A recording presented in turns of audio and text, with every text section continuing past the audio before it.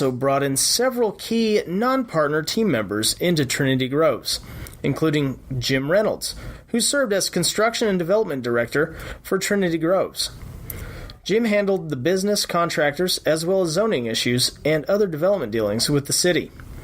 Luis Cruz came on as Chief Financial Officer. Another key addition to the team was Bob Sambol, founder of the world-famous Dallas-based Bob's Steak and Chop House.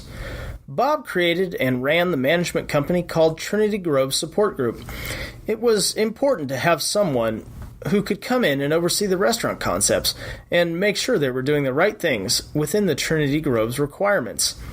Sambol wasn't so sure about the concept at first, but eventually came around.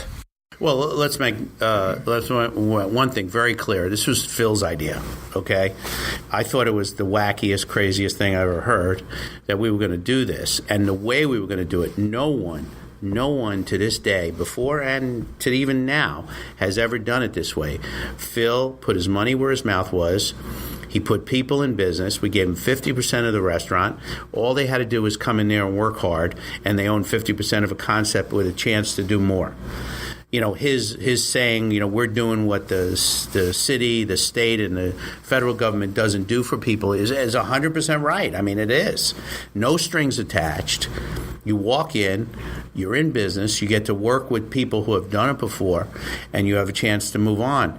If you ask anybody who started their own business and failed, what an impact that had on their life and how much money they owe when they have to sign personal with vendors and landlords and you know, push come to shove at Trinity Groves, everybody got their paycheck, even when the restaurants are losing money. Because Phil said, you know, that's the way it has to be. We have to give them time to develop. So that whole experience was it was mind-boggling.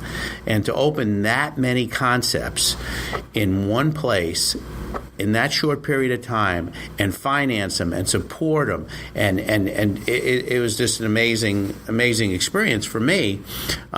Sure, if I had to do it all over again, would we have done things a little different? Yeah, but Phil always said incubators, they're going to have more failures than successes. But if we have one or two home runs out of this, oh my God, this is going to be incredible. And that's been kind of his philosophy of his life. You got Fuddruckers, Macaroni Grill, E.T.'s, Nick and Sam's, Trinity Groves. But you think about all those other concepts that he did. So a true entrepreneur, he was trying to teach him how to be a true entrepreneur. In the fall of 2013, Trinity Groves opened a few businesses at a time. A fast food and casual barbecue and blues spot called Babs Brothers opened along with a gourmet hot dog restaurant called Hoffman Hots. A pop-up restaurant called Kitchen LTO opened alongside Zouk, a Moroccan bistro. Others included Amberjack's Fish Market Grill and Chino Chinatown, a Latin Asian fusion concept created by Chef Uno. In 2014, incubator entrepreneur Tracy German opened Cake Bar. Tracy had sold cakes out of her house for 14 years before getting her well-deserved shot at Trinity Groves. Cake Bar has been here for 5 years. We do everything from scratch. We try to kind of invoke a memory of cakes you grew up with.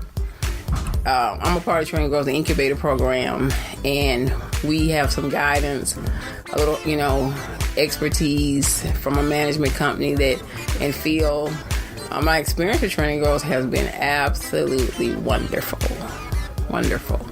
I think it is like the best thing that could have happened to me because I don't think anybody, it was probably 12 or 13 of us that got the opportunity, and a lot of people don't get that opportunity.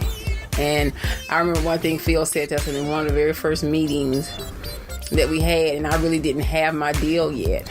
I was still coming, hoping I would get my deal.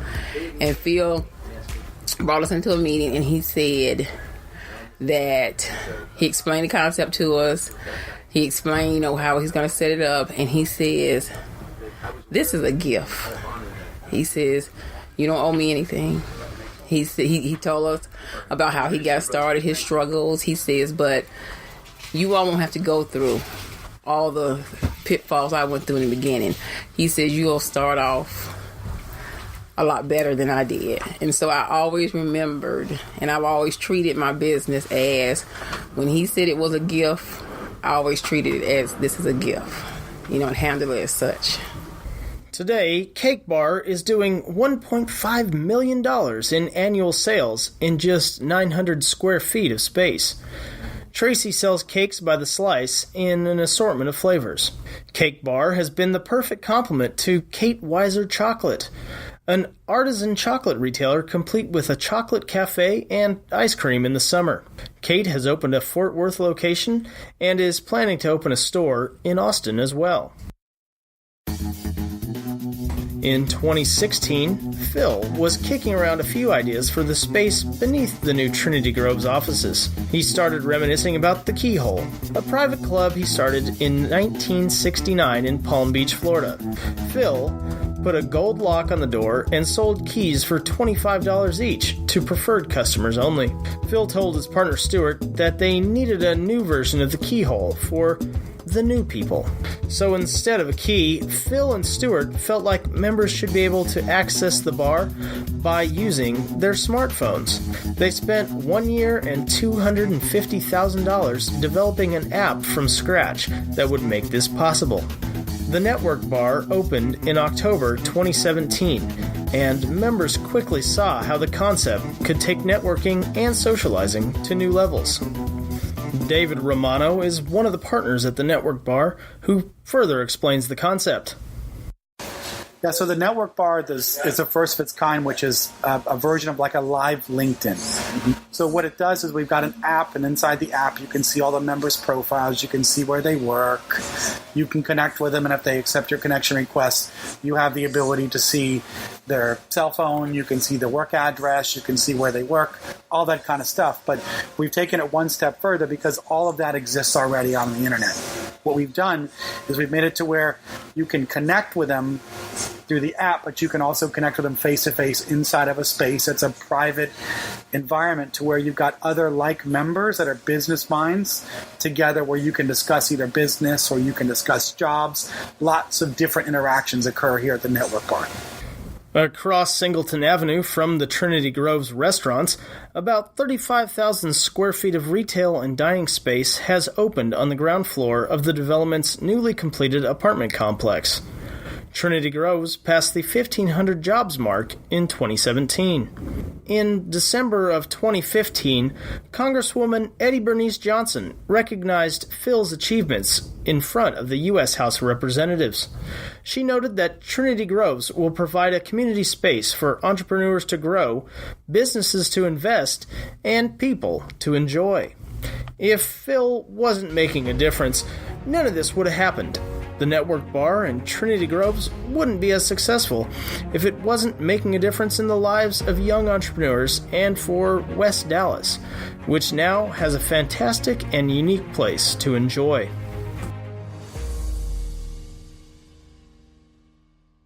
In our next episode of Mad, the Phil Romano story, we'll hear from the people closest to Phil, including business partners, friends, and his own son, Sam. We'll also look at the legacy of Phil's charitable efforts and how the mad entrepreneur continues to make a difference in the lives of those less fortunate. From Allen Media, this is Mad, the Phil Romano story. I hope you enjoyed this episode, and if you did, please feel free to subscribe on Apple Podcasts, Spotify, Stitcher, SoundCloud, or wherever you get your podcast fix. You'll find more info, including a link to Phil's website, on our episode notes, found by tapping the cover art on your smartphone. If you like this podcast, please take a few minutes, give us a 5-star rating, and leave us a review. Also, be sure to share the word with your friends. I'm your host, Ryan Trimble. Sean Williams wrote this story. He doubles as our executive producer and head of sound design. As always, a big tip of the cap to Andy Chu from C3 Films for his production assistance. Created by Sean Williams and yours truly, this is an Allen Media production.